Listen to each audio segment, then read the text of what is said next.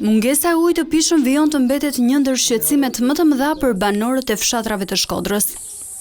Në njësinë administrative e Rrethina, edhe pse prej vitesh është investuar për shtrimin e tubacioneve, uji nuk ka mbërritur kurrë në rubinetat e shtëpive. Shika vetë pa ujë tash gjithmonë. Gjithmonë pa ujë. Po ti pa në kohë të Xhaxhit, po, me demokracia, veç me puse. 1300 familje janë. Ka dhe shtëpia Boshi që kanë armiru, po kanë 1, 2, çdo familje ka. Çdo shtëpi ka që jetojnë. Pa ujë. Pa ujë, kanë ba puset. Nuk ke shtëpi që s'ka bashkëmimin. Ka ardhë, unë nërprej atërë, se nërprej në ujë në rrjedhosht. Masa ndaj prunë tubin, ka 15 vjetë që kanë pru tubat kryesor. Janë të groposën atë. Për që rrugë e nërë që rrugë.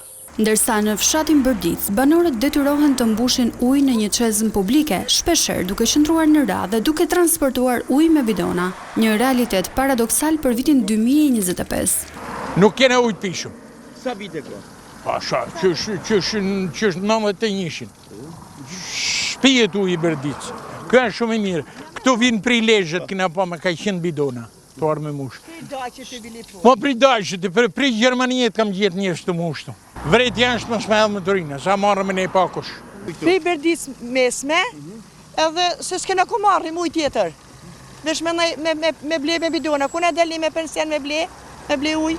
Gjendja është po aq alarmante edhe në fshatin Golem, ku thatësira dhe mungesa e furnizimit me ujë kanë ndikuar drejt për drejt në bujqësi, duke bërë që toka të mbeten djerë dhe fshati të përballet me braktisje të vazhdueshme. Banorët shprehen të zhgënjur dhe të harruar nga autoritetet vendore dhe qendrore, të cilët heshtin përballë një krize që prek çdo aspekt të jetës, duke gjetur justifikime tek zbatimi i projektit nga firmat kontraktore dhe mungesa e fondeve.